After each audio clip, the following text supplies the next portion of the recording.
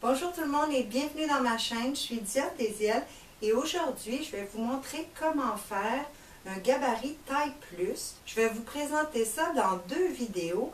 Aujourd'hui c'est la première partie, on va grader jusqu'à la bonne mesure de poitrine et se faire un gabarit standard pour taille plus. Et dans la deuxième partie, je vais vous montrer à transformer le gabarit pour en avoir un meilleur ajustement pour les tailles fortes. Comme je vous le disais dans mon intro, je vais commencer avec mes gabarits de base qui sont de taille 10. Et tout ce qu'on a besoin de faire, c'est de venir mesurer pour trouver combien on a au niveau de la poitrine avec ce gabarit. Alors, je vais venir placer mes médianes côte à côte. C'est simplement pour mesurer la distance d'un point de sous-bras à l'autre. Alors ici, si vous avez les mêmes gabarits que moi, j'obtiens 50,5 cm. Je vous ai préparé un petit document de 5 pages qui contient les informations pour les deux parties du gabarit taille forte. Dans la première partie, vous allez retrouver le calcul nécessaire pour grader à la taille de poitrine nécessaire pour notre gabarit taille forte. Les mesures que je vais utiliser proviennent d'un premier tableau que j'ai trouvé pour les mesures de vêtements de taille forte et je vais faire un exemple de taille 20. Sur la deuxième page, vous allez retrouver différents autres tableaux que j'ai trouvés sur Internet simplement pour vous montrer que les mesures peuvent varier énormément d'une compagnie à l'autre. Ensuite, sur la troisième feuille, qui va être pour la deuxième partie, vous allez voir toutes les modifications que je vais apporter au patron pour en faire un vrai gabarit de taille forte. Ensuite, vous avez sur la quatrième et la cinquième page le dessin des modifications qui sont sur la page 3. Alors pour aujourd'hui, je vous explique ce qu'on va faire. On a pris la mesure au niveau de la poitrine de notre gabarit à partir duquel on commence. Et la mesure que j'avais trouvée était de 50,5 pour le demi-corsage. Alors au total, au niveau de la poitrine, j'obtiens 101 cm. À cette mesure, vous devez soustraire l'aisance qui était compris dans la construction pour obtenir la mesure du corps. Celui-ci était construit avec 4 cm d'aisance, donc ma mesure de corps pour le gabarit que j'utilise est de 97 cm.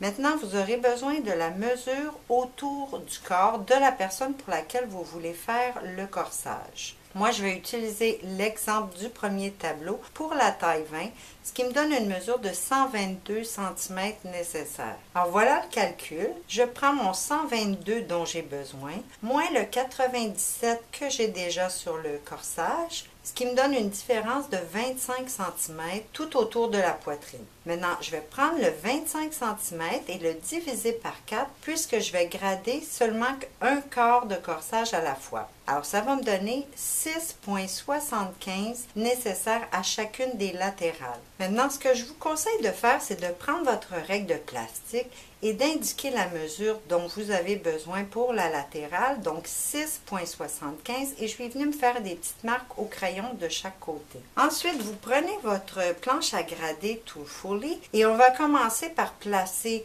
la mesure nécessaire, mon 6,75, sur le tracé de la règle. Juste pour voir si vous êtes chanceux, si un des points de gradation correspond à notre 0. Dans ce cas-ci, j'arrive en plein milieu de deux grandeurs, donc ça ne va pas aller. Alors, ce que je fais, c'est que je vais me déplacer comme point principal sur une plus petite grandeur et je vais vérifier si à cet endroit, il y a un point de gradation qui correspond.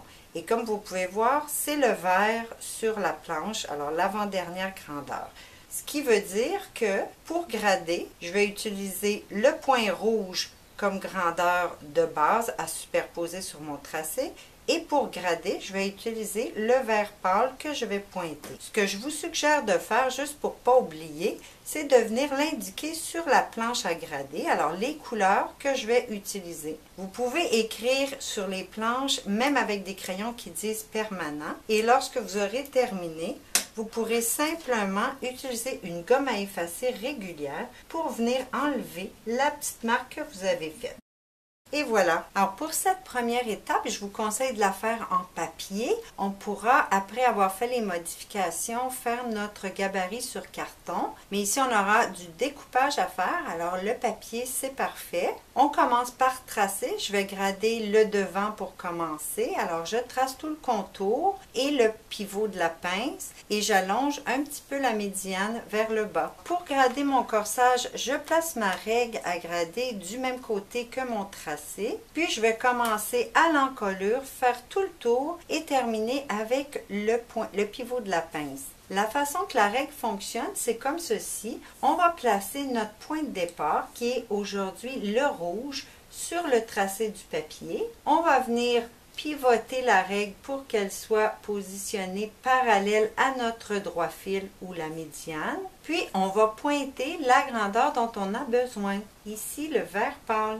Maintenant, comme on fait un corsage de base, c'est exactement comme le petit tracé. Alors, on va utiliser presque tous les points. Le prochain point à grader, ce sera la pince d'épaule qui va avoir exactement la même gradation sur les deux points. Alors, je positionne la règle, le point rouge sur le premier côté de pince. Je viens pivoter ma règle pour la positionner parallèle au droit fil et je pointe le vert pâle. Je fais la même chose avec la même gradation sur le deuxième côté de pince.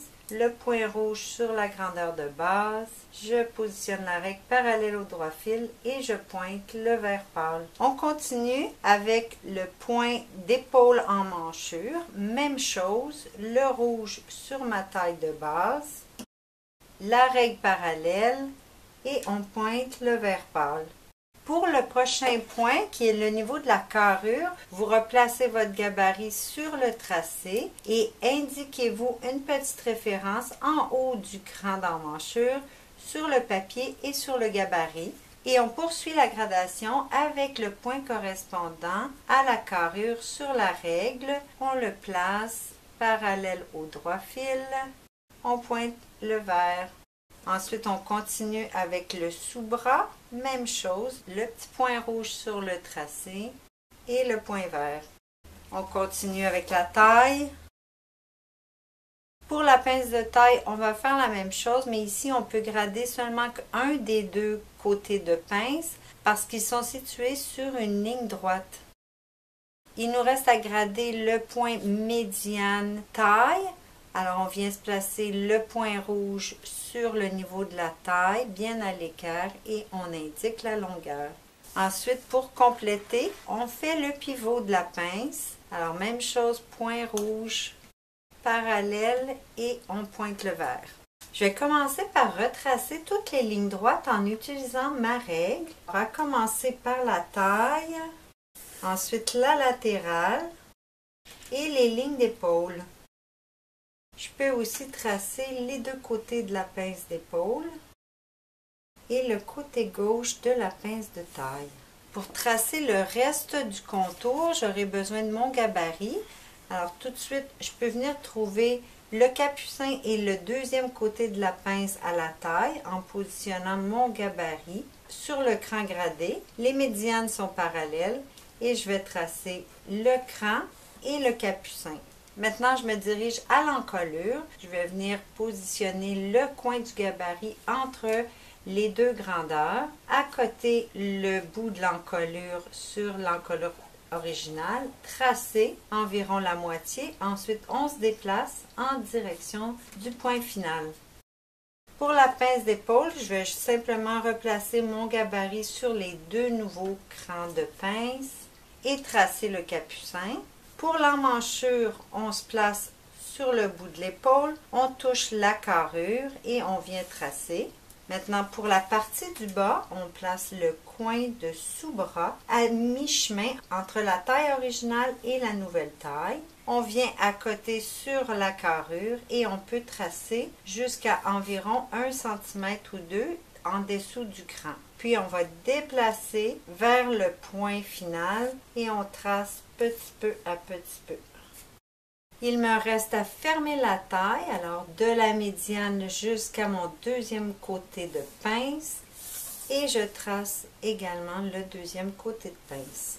Mon gabarit taille 20 pour le devant est terminé. J'ai déjà retracé ma base du dos et je peux tout de suite commencer à faire la gradation. Je dois retourner ma règle à grader pour la positionner du même côté que le tracé du gabarit. Et je vais commencer à l'encolure en utilisant exactement les mêmes points que ceux que j'ai utilisés au devant.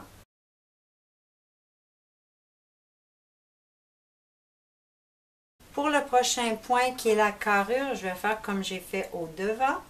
Indiquer une référence sur le gabarit et sur le papier au même niveau, un peu en haut d'écran.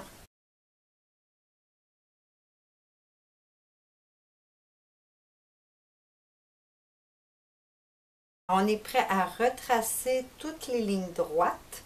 Je vais commencer par la taille, la latérale et les deux côtés de la pince d'épaule. Et aussi le côté de la pince qui a été gradé. Ensuite, je reprends mon gabarit et je vais faire comme je l'ai fait au devant. Placer mon cran gradé sur le cran gradé. Les bases sont parallèles et je vais tracer le capucin et le deuxième côté de la pince. Maintenant, je peux terminer la taille et le deuxième côté de la pince. Pour terminer le tracé, je vais commencer ici encore par l'encolure en plaçant le coin du gabarit entre mes deux grandeurs. Et de l'autre côté, je viens m'accoter sur l'encolure du tracé. On vient tracer une partie, puis on se déplace jusqu'au point final.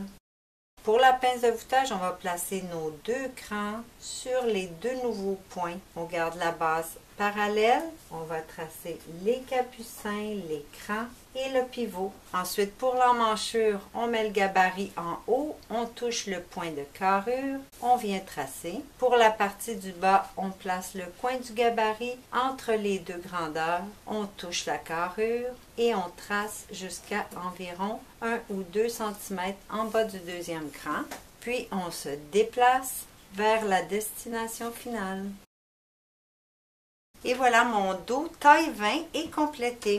Maintenant, vous taillez tout autour du dos et du devant. C'est tout pour aujourd'hui. J'espère que vous avez apprécié. Ne manquez surtout pas la deuxième partie où on va transformer notre gabarit standard en gabarit pour les tailles fortes. Merci d'avoir été là. À bientôt.